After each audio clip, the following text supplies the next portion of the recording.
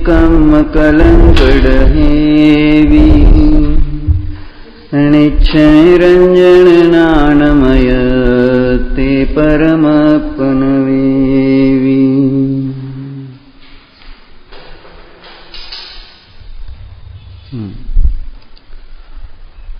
जो भगवान ध्यान अग्नि से पहले कर्म रूपी मैलों को भस्म करके नित्य निरंजन और ज्ञानमय सिद्ध परमात्मा हुए हैं, उन सिद्धों को नमस्कार करके मैं परमात्मा प्रकाश का व्याख्यान करता हूँ।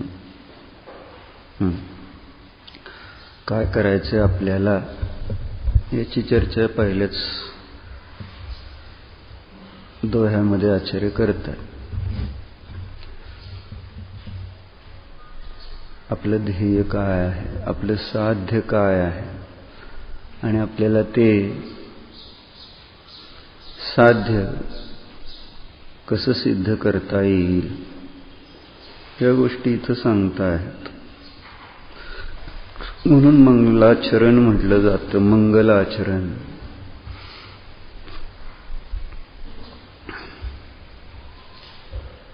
कल्याण रूप आचरण अर्थात ज्याद्वारे जीवाचं कल्याण होतं ते आचरण। इथं आपल्याला कोणाचं कल्याण करायचंय, संसाराचं का जीवाचं, हे नक्की करावं लागेल अगोदर। कारण संसारापासून पृथक, शरीरादी परद्रव्यापासून पृथक आपण एक जीव आहोत आणि आपल्या जीवामध्येच अनादी काळापासून असलेले विभाव परिणाम की ज्यामुळे हा जीव दुःखाला प्राप्त होतो आहे, त्या विभाव परिणामांचा आपल्याला येथे नाश करायचा आहे। कारण ते दुःखाचं कारण आहे, आमचेच विभाव भाव। ही लक्षात गोष्ट घेतली पाहिजे। त्याशिवाय जीवाला सुख प्राप्त होणार नाही। बाहेरच्या परिस्थिती बदलल्याने त्या ठिकाणी जीव सुखी होत नसतो। जीवाला सुखी करायचंय तर परिस्थिती बदलून उपयोग नाही, परिणाम बदलावे लागतात आणि आम्ही परिणामाकडे दृष्टीच देत नाही। परिणाम बदलण्याकडे आमचं लक्षच नसतं। आमचं लक्ष कुठे आहे पाहून घ्या। परिणाम बदलायचे असतात की परिस्थिती, जेव्हा एखादा कोणताही प्रसंग प्रतिकूल त्या ठिकाणी असेल, संयोगाचा जो परिणाम आहे, संयोग रूप जो परिणाम दिसून येतो, तेव्हा तिथं ते दुःख मिटवण्यासाठी आपण काय करीत असतो? दुःख नष्ट करायचे तर बाहेरची संयोग इकडची तिकडं केले म्हणजे दुःख नष्ट होतं, की आपले परिणाम त्या ठिकाणी बदलले तर तिथं दुःख नष्ट होणार आहे। दुःख नष्ट करण्याचा उपाय कोणता? कोणता करतो आहे? विचार करा। कशामुळे दुःख नष्ट होणार आहे ना? म्हणून याच्यामध्ये सामायिक पाठ अंतर्गत एक प्रसंग दिला प्रथमाणी योगातला, चांगला आहे, चिंतनीय आहे की सुख कुठं असतं, केव्हा असतं आणि दुःख कुठपर्यंत आहे।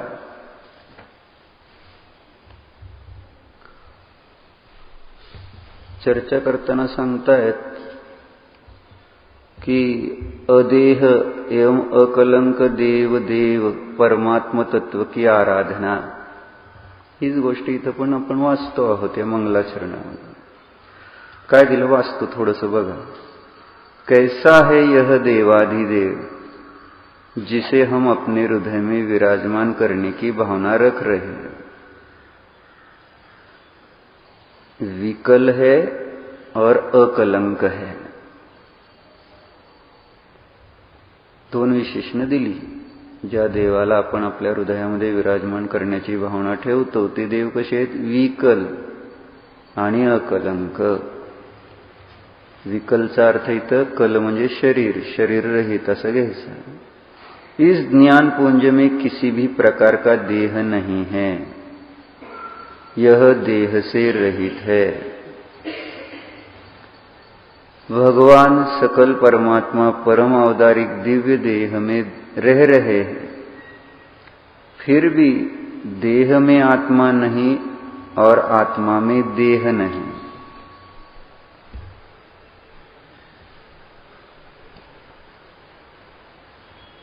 वह तो परिपूर्ण सर्वज्ञ वीतराग अपने ही में रह रहे हैं.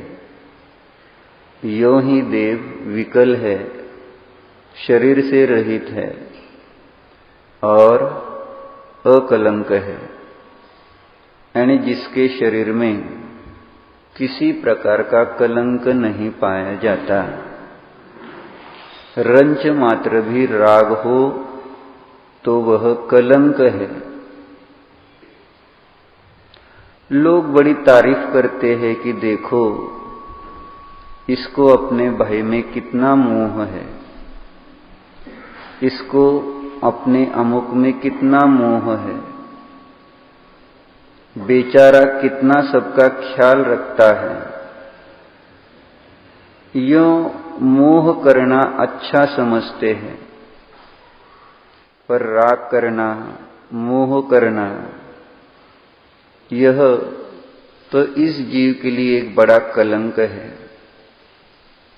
बड़े बड़े पुरुषों ने राग द्वेष मोह करके दुःख ही पाया है.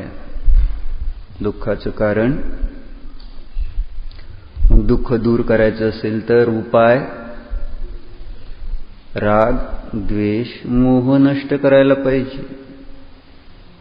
पण आपण राग द्वेष मोह नष्ट करायचा विचार करतो का?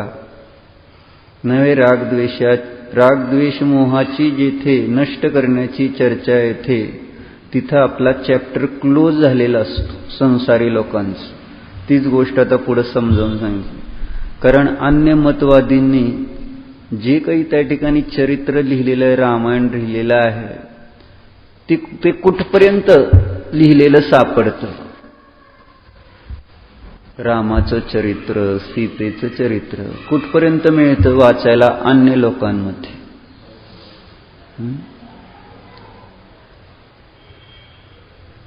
जोपर्यंत ते संसारी होते तोपर्यंत. त्याच्यानंतर ते होते का नव्हते? संसार सोडल्यानंतर सीता होती, तिचं पुढं काय झालं? राम होते, तिचं पुढं काय झालं? त्यांचं पुढं काय झालं? पण त्याचा उल्लेख त्या ठिकाणी कुठेही मिळत नाही. आणि त्याचं कारण आता आपल्याला त्यांचं प्रयोजन राहिलेलं नाही. जे राग द्वेष मोह सोडतात त्यांच्याशी आपल्याला किती घेणं देणं असतं डॉक्टर? राग द्वेष मोह ज्यांनी सोडला असे कोण कोण आहेत? स्थूल रूपाने देवाने गुरु तर समोर दिसतेच ना. आपलं किती घेणं देणं असतं विनोद काका त्यांच्याशी? ज्यांनी राग द्वेष मोह सोडलेला आहे ते आपल्या काही कामाचे आपल्याला भासित होतात का? वाटतात का? नीट ना, तसं काय नाही. पण आपल्या कामाला जोपर्यंत, आपल्या म्हणजे कोणत्या बाळू काका? आपलं काम म्हणजे कोणतं? संसारिक कार्य. पाऊस पडत नाही तर देवाकडे आला, देवा पाऊस पाड. काम कोणतं? कोणाचं? म्हणजे तिथं आम्ही आपलेपणा केलेला आहे जे आपलं नाही त्यामध्ये, आणि त्यामुळे तिथं त्याच्यासाठी आपण देवाकडे येऊ.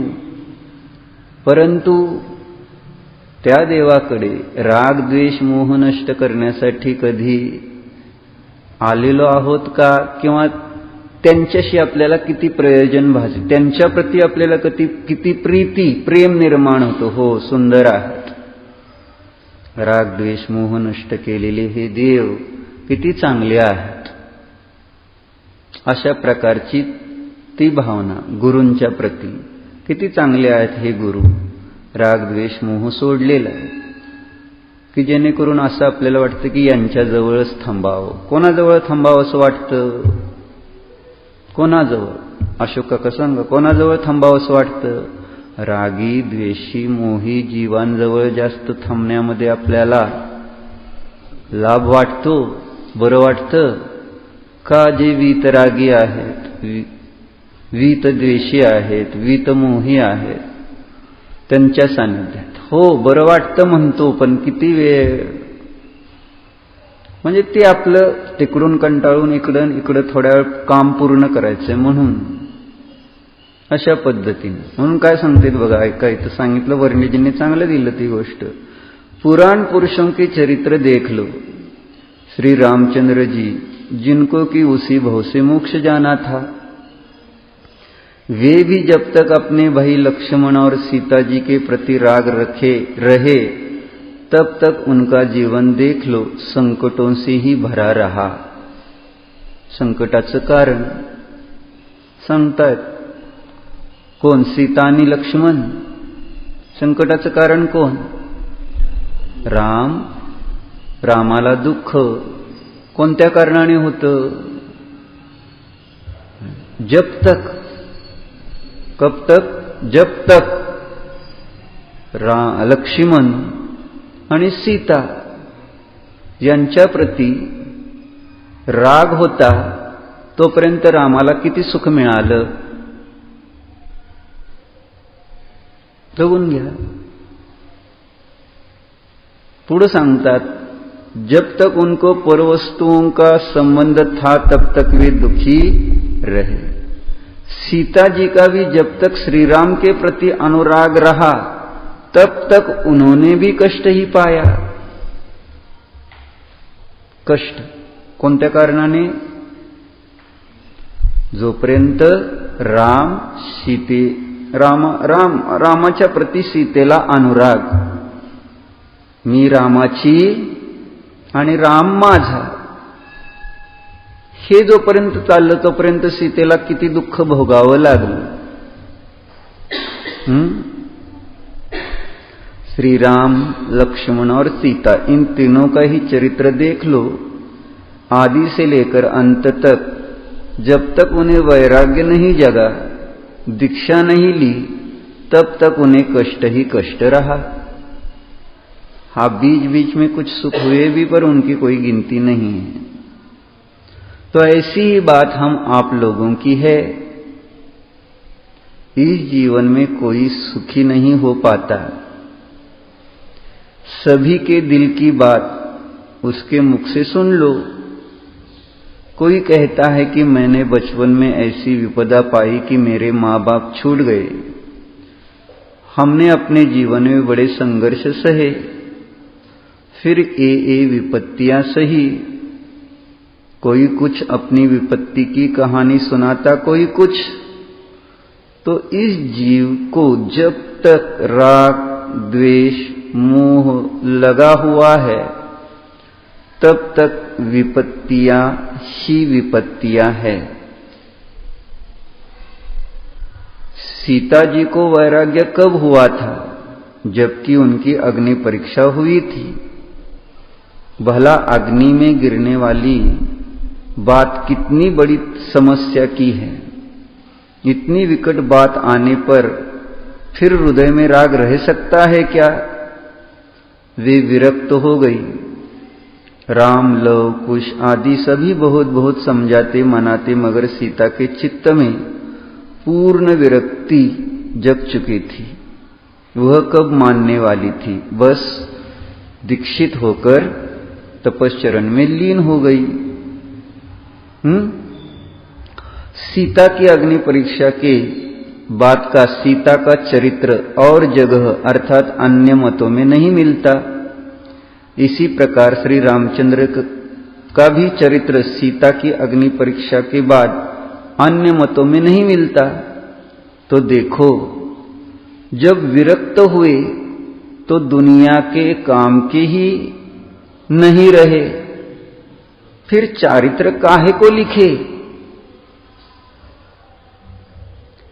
जब श्री राम विरक्त हुए, सीता विरक्त हुई, सारी झगड़ों से दूर हुई, तब उन्होंने आत्मीय आनंद पाया। उनको भी यह बोध हो गया कि वास्तव में वे मेरी अज्ञान भरी चेष्टाएं थी। रावण से युद्ध हुआ, जंगल में भटके, अयोध्या में कैसे रहे, जो भी चेष्टाएं की वे यद्यपि न्यायपूर्ण चेष्टाएं थी, फिर भी उनको यह बोध हो गया कि मेरी वे सब चेष्टाएं अज्ञान भरी थी। ज्ञानमयी चेष्टा तो आत्मा की सिर्फ ज्ञानानुभूति है, तो यह ज्ञानपुंज आत्मा स्वभावतः कलंक रहित है, लेकिन कर्म उपाधि के कारण इस पर कलंक छाया है। वह अकलंक है, ऐसा वह देवादिदेव मेरे हृदय में विराजमान रहे। काय सांगितलं?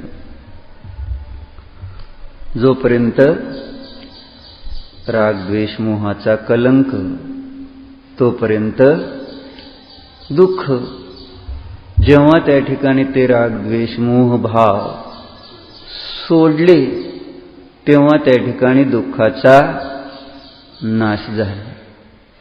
म्हणून दुःखाचा नाश करण्यासाठी त्या जीवांनी जशी ज्ञानानुभूती घेतली केली, तद्वत आम्हालाही त्या ठिकाणी दुःखातून मुक्त व्हायचंय, तर रागद्वेष मोह सोडावे लागतील। आणि रागद्वेष मोहापासून मुक्त होण्यासाठी ज्ञानानुभूती, आत्मानुभूती, मी ज्ञानमय तत्व आहे, या प्रकारे जाणावं लागेल। याशिवाय त्या ठिकाणी आपल्याला या रागद्वेष मोहापासून, की जे दुःखाचं कारण आहेत, मुक्ती प्राप्त होणार नाही। म्हणून धर्म करायचा म्हणजे काय करायचं ही गोष्ट लक्षात घ्यायला पाहिजे। स्वाध्याय करायचा, पूजा करायची, म्हणून यत्र तत्र सर्वत्र धर्म मार्गामध्ये पुन्हा पुन्हा एकच गोष्ट सांगितली की बाबा कर्म नष्ट करा। काय नष्ट करा? कर्म नष्ट करण्यासाठी धर्म आहे। धर्माचं प्रयोजन कर्म नष्ट करणं आहे। धर्माचं प्रयोजन भोग नाही, संसार नाही, संसारासाठी धर्म नाही। संसार करण्यासाठी धर्म आहे का? सांसारिक सुखासाठी आहे का हा धर्म? यावर विचार करायला नको? आपण त्या ठिकाणी धर्म संसारापासून मुक्त होण्यासाठी, संसार म्हणजेच कर्म क्षयासाठी करतो आहोत का? कुठं आपल्या विचारामध्ये कर्म नावाची एक वस्तू, की ज्या कर्माचा उदय वगैरे असताना या जीवाला त्यामध्ये उपयोग जोडला असताना दुःख भोगावं लागतं, हे कुठं स्पर्शच करत नाही। आणि म्हणून दुःख दूर करण्यासाठी आपण कर्म कलंक नष्ट करण्याचा विचार कधीच करत नाही। आपण करतो काय? दुःख दूर करण्यासाठी। म्हणून म्हटलं, जे संयोग प्राप्त झालेले आहेत, जी बाह्य परिस्थिती दिसते, शरीर अथवा जे काही स्त्री पुत्र घरदार प्राप्त झालेले आहेत, ते बदलण्याचा प्रयत्न करतो। ते क्षेत्र बदलण्याचा प्रयत्न करतो, द्रव्य बदलण्याचा प्रयत्न करतो, काळ बदलण्याचा प्रयत्न करतो। म्हणजे ह्या द्रव्यांच्या आश्रयाने नाही, अन्य द्रव्यांच्या आश्रयाने आपल्याला सुख मिळेल, दुःख नष्ट होईल। अशा प्रकारे आपण दिवसभर पाहिले तर किती द्रव्य बदलतो। द्रव्य बदलून बदलून दुःख नष्ट करण्याचे उपाय केले। आता दुःख झालं, बदलू आपण, द्रव्य बदलून बघू। जसं भोजनामधले पदार्थ रोज वेगळे आहेत, सकाळी वेगळा आहे, दुपारी वेगळा आहे, काल आहे तो आज नसणार आहे, भले आठवड्यानंतर तोच येईल, 4 दिवसानंतर येईल, परंतु आजचा सकाळचा संध्याकाळी म्हटलं तर तुम्हाला चालतंय काय? नाही। का नाही चालत?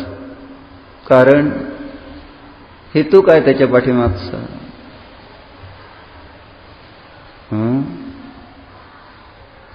का बदलायचं असतं ते? सकाळची भाजी संध्याकाळी नको, हेतू सकाळी त्या भाजीत सुख, संध्याकाळी दुःख, कसं असतं? आज त्या ठिकाणी सुख, उद्या दुःख, तीच वस्तू परत बदलतो आपण. आपल्याला नको असते तीच वस्तू पुन्हा, कारण आपल्याला वाटतं त्यामुळं मला दुःख आहे. त्यामुळं दुःखाचं कारण कोण? जेव्हा तीच भाजी पुन्हा संध्याकाळी मिळते आहे, दुःखाचं कारण कोण? कशामुळे आपल्याला दुःख झालं दुसऱ्यांदा तीच भाजी परत मिळाली असताना? कारण काय कारण? सुकुमार काका सांग.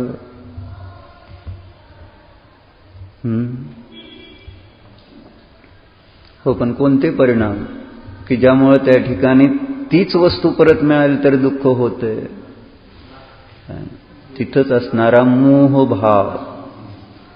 मोहाने ज्या वस्तूमध्ये एकत्व केलं त्याच वस्तूच्या प्रति मोहाने पुन्हा द्वेषाधिक भाव निर्माण होताना दिसतात. मोह असं विचित्र गोष्ट आहे. जिथं त्या ठिकाणी राग असतो तिथंच मोहाच्या निमित्तात कालांतराने द्वेष भाव पण दिसून येत आहे. एक सामान्य विचार केला गेला. हे मोहाचं कार्यच आहे राग आणि द्वेष उत्पन्न करणं. आणि म्हणून त्या ठिकाणी आपल्याला वाटतं की ती वस्तू बदलली तर बरं वाटेल, दुसरं काहीतरी माझ्या ताटात आलं तर बरं आहे. परंतु आपण त्या ठिकाणी असं नाही विचार करत की हे जे दुःख झालं ते मोह केल्यामुळं झालं होतं. या शरीरामध्ये मोह, त्या भाजीमध्ये असणारा मोह, त्या मोहामुळे दुःख आहे.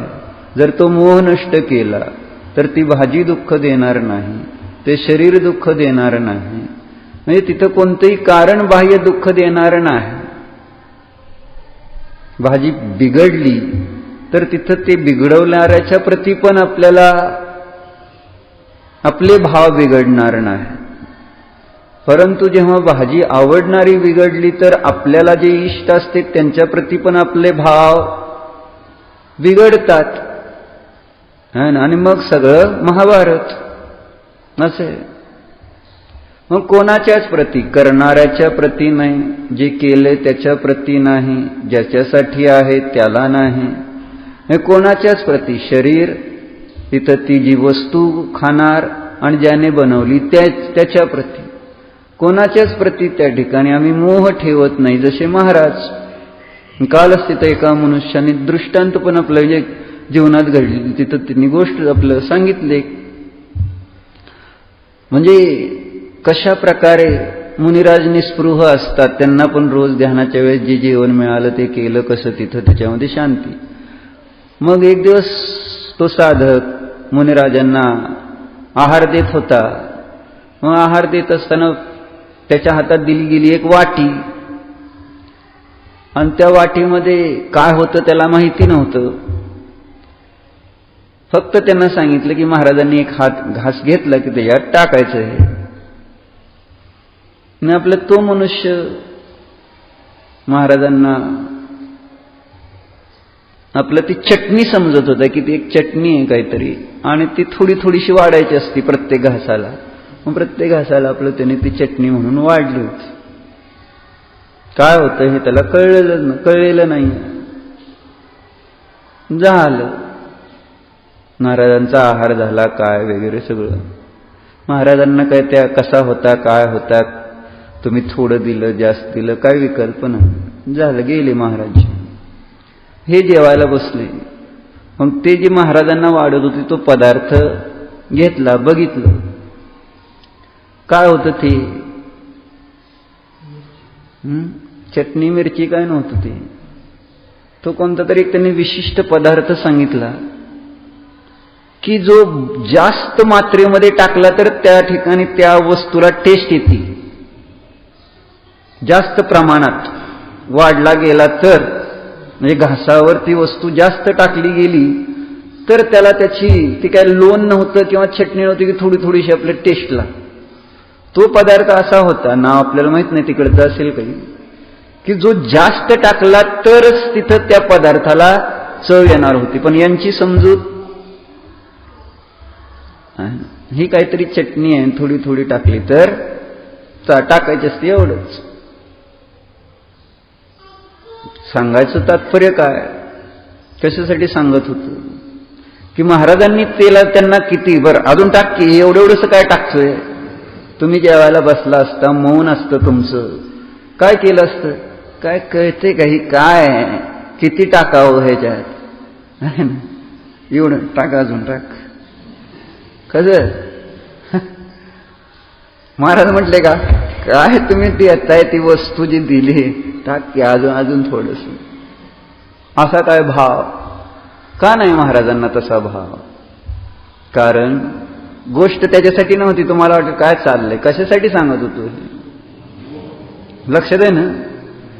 महाराजांना तिथं त्या वस्तूच्या प्रती मोहाचा अभाव, त्यामुळे तिथं त्यांनी मागितली नाही की बाबा माझ्या जेवणात ते मला जास्त पाहिजे, तुम्ही ही चवीसाठी ती वस्तू टाकताय तर भरपूर टाका. उगाच चिडले नाहीत. काय कळतंय काय ह्याला, काय ते किती टाकायचं. त्या जागी मी आहे, काय झालं असतं विचार करून घे. दुःख दुःख का होतं झालं असतं, आपल्याला का दुःख होतं आणि त्यांना का नाही होत. कार्य तर सेमच आहे, बाहेरनं समानच आहे. मग मला दुःख त्यांना दुःख नाही. हेतू त्यांना त्या वस्तूच्या प्रती मोह नाही आहे. खड्डा भरायचा भरला, मोह नव्हता की बाबा ही वस्तू खाल्ली तर चांगली चव आहे, चांगली चव आली तर सुख आहे. त्यांना ते सुखाचं कारण वाटत नव्हतं, त्यामुळं दुःखही झालं नाही ना. जे आम्हाला सुखाचं कारण वाटतं आणि ते प्राप्त होत नाही तर मग आम्ही दुःखी होतो. मूळ आपली चूक इथं होते. जी सुखाची कारणं नाही आहेत त्याला सुखाची कारणं मानलेली आहेत आणि त्यामुळं तिथं आपल्याला त्यांच्या निमित्तात दुःख अधिक होताना दिसून पडतं आहे. आणि परवस्तूमध्ये सुख दुःख हे बुद्धी कशामुळे उत्पन्न झाली, अज्ञान मोह या भावामुळे त्या ठिकाणी तशी बुद्धी निर्माण होते. आणि म्हणूनच म्हटलं की आम्हाला सारखं बदल हवा असतो. द्रव्य बदलायचं आहे, बदल चेंजेस हवे आहे. वस्तू बदलायची, आपल्याला स्वतःला बदलायचं कधीच नव्हतं, बदललेलंच नाही. म्हणून तर आपल्यामध्येच बदल होत चाललेले आहेत. 84 लक्ष योनी जो पंचपरावर्तन रूप संसार 197 लक्ष कोटी कुल एवढे त्या ठिकाणी प्राप्त होत आलेले आहेत. 199 काय बरं 199 लक्ष कोटी कुल केवढी मोठी संख्या आहे. एवढे कुल प्राप्त होत आले. कारण बदल का झाला आमच्यामध्ये. बदलून बघू, बदलून बघू. बाहेर बदलून द्रव्य बदलून पाहिजे तर तुम्ही पण बदला. मग जसं तुम्हाला बदल हवाय तसंच तुम्ही झाला पुन्हा पुन्हा. तुम्हाला जो बदल हवा होता ज्या द्रव्यामध्ये तुम्हाला सगळे तुम्हीच बदलून जावा ना, पूर्णच बदलून जावा. त्या रूप त्या आकार त्या रंग त्या रसरूप होऊन जावा. इतका बदल होतो आमच्यात माहिती आहे. म्हणून तर आपण हे नाना प्रकारचे बघतो. चवीचे पदार्थ दिसतात ना, रसाच्या अपेक्षेने. कोणता तरी झाडाचा रस गोड आहे, कशाचा तरी त्या ठिकाणी कडू आहे. वेगवेगळे रस कोण कसे काय झाले ते रस तसे. त्या जीवाला ते रस त्याच्यामध्ये गृद्धता आसक्ती मोह. तूच त्या रसमय हो. आता काय वेगळं तुला ते रस पाहिजे असं नाही. आंबा आवडतो तर आंबा हो, मस्त. ज्याची त्या ठिकाणी म्हटलं तू पूर्ण तुझ्यामध्येच बदल पाहिजे ना. द्रव्य बदलायचं तर बदल, रंग बदलायचे तर रंग. म्हणून तर नाना रंग दिसते, नाना प्रकारचे आपण कीटक पाहतो. कुठून पावसाळ्यात बघतो वेगवेगळ्या प्रकारच्या आकाराचे किडे वगैरे दिसत आहेत. कुठून हे कुठला आकार संस्थान रंग रूप रस. मी मागितलेलं आहे ते. मी मागितलेचा अर्थ त्या जीवाने तशा प्रकारची इच्छा भावना परिणाम मोहवश केलेली आहे. म्हटलं ना, स्वतःचा परिणाम बदलला नाही, मोह सोडला नाही. आणि मोह न सोडण्याचं फळ कोण? म्हणून काय सोडायचं आहे, काय सोडायचं? आचार्य म्हणून त्याच्यासाठी सांगतात, जे झाया ध्यानज्ञिये कम्म कलंक डहेवी नित्य निरंजन नानमयम ते परमप्पनवे. असं म्हणतात. ध्यानाग्नीच्या द्वारे कर्मकलंक ज्यांनी नष्ट केलेले आहे, कम्मकलंक डहेवी, दहन करावं लागेल कर्मकलंकाचं. म्हणून आपल्याला असं वाटलं, आपण म्हणजे मी तर नाही सांगू शकणार, आपण प्रत्येक जण याच्यावर चिंतन मनन केलं तरच आपल्याला याची प्रतीती होईल आणि मग आपल्याला ती नष्ट करण्याची भावना होईल. मी रोज सांगितलं, दर्शन गेला काय? बर, मी इथं रोज किंवा तुम्ही रोज ऐकला, काय फरक पडणार? जोपर्यंत तुम्हालाच वाटणार नाही की हो खरोखर हे कर्म नावाची एक वस्तू आहे की जी मी केलेल्या परिणामामुळे बांधली जाते आहे. कोणत्या परिणामाने? मी केलेल्या अज्ञानमय परिणामाने. कोणते अज्ञानमय परिणाम? मी जीव आहे या संबंधी ज्ञान नसणं हाच सगळ्यात मोठा अज्ञानमय परिणाम आहे. अज्ञानमय परिणाम कोणता? मी जीव ज्ञानमय आहे एवढाच त्या ठिकाणी, एवढंच ज्ञान नाही आहे याचीच त्या ठिकाणी निश्चिती, निर्णय, अनुभव नाही, ध्यान नाही. आणि त्याच्या अभावामध्ये केवढा मोठा संसार, केवढं मोठं दुःख बघून घ्या. मग हे अज्ञान आहे, हा मोह आहे आणि तोच मला दुःख देतो. म्हणून मला तिनके क्षय का करे उपाय, मला त्यांच्या क्षयाचा उपाय केला पाहिजे. असं बघून घ्या. क्षय कशाचा करायचा आहे? नाही तिथपर्यंत आलं तर पुस्तक बंद, ज्याचा क्षय करायचा आहे. म्हणून आत्ता वाचलं ना आपण, कुठं पुस्तकं बंद झाली? कुठं बंद झाली पुस्तकं? चारित्र्य कुठं संपलं? जिथं राग संपला तिथं चारित्र्य संपलं, अन्यमताच्या अपेक्षा. आम्हाला पण त्या ठिकाणी शास्त्र कुठपर्यंत बरं?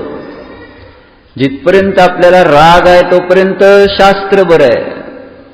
जिथं आपला राग संपला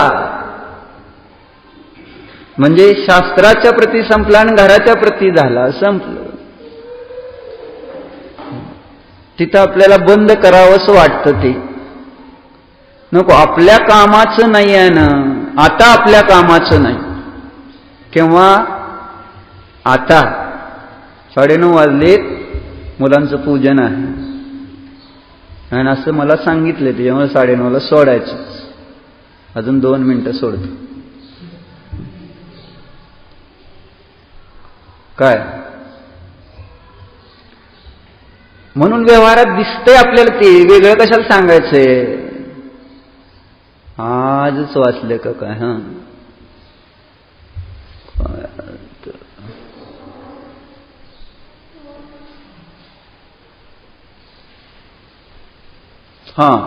पांडव कुठल्या तरी एका वनामध्ये गेले आणि त्या वनामध्ये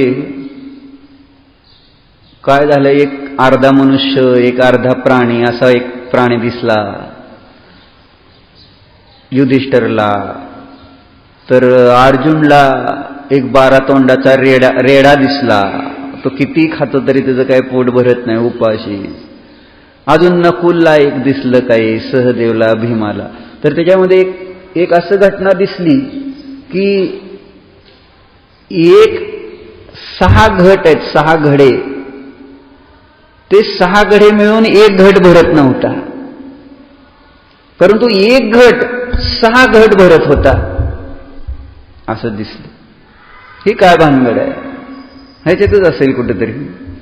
मग त्यांनी सांगितलं की ती वर्तमानामध्ये प्रतीक आहे म्हटली. एक वडील 6 मुलांना त्या ठिकाणी पोषण करतो, परंतु 6 मुलं मिळून एका वडिलांचं त्या ठिकाणी समाधी मरण साधू शकत नाहीत. असं म्हणजे वेगळं काय आहे हे सगळं दिसतंच ना, असं सांगायचं. जे आपल्याला उपयोगात नाही ते आपण त्याच्याशी म्हणजे त्याच्या जवळ जात नाही. व्यवहारात सुद्धा तसं आपल्याला काय उपयोगात नाही, जे आपल्या कामाचं नाही. आपल्या कामाचं कोण असते? रागी द्वेषी जीव, ते आपल्या कामाची. आणि म्हणून त्यांना आपण शरण जातो किंवा आपण ते आपल्याला शरण जातात. दोन्हीपैकी एक काहीतरी. आपल्याला ते हवे असतात आणि त्यांना आपण हवे असतो. रागी द्वेषी जीवांना रागी द्वेषीच. राग द्वेष ज्यांचा संपलेला आहे त्यांच्याशी आपल्याला प्रयोजन राहत नाही. आणि याचं कारण आम्हाला राग द्वेष संपवायचे नसतात. ही गोष्ट लक्षात घ्या. मग असं का होतंय ह्याच्यावर विचार करावा लागेल. पुन्हा पुन्हा चिंतन करावं लागेल की खरोखर जर असं आहे तर माझ्यामध्ये त्या ठिकाणी ते परिणाम का नाही. तर मग ते परिणाम त्या ठिकाणी जर उत्पन्न करायचे तर सत्संगतीमध्ये राहा, स्वाध्याय करा, ध्यान करा, चिंतन करा, मनन करा, तरच आम्हाला आमचे रागद्वेष मोह नष्ट करण्याचे भाव होतील. नाहीतर आपण काय नष्ट करण्याचा विचार करणार आहोत, तर बाहेरचा जो संयोग आहे त्याला बदलण्याचाच प्रयत्न करत राहणार आहोत. आणि त्याच्यामध्ये बदल करून काही फरक पडणार नाही.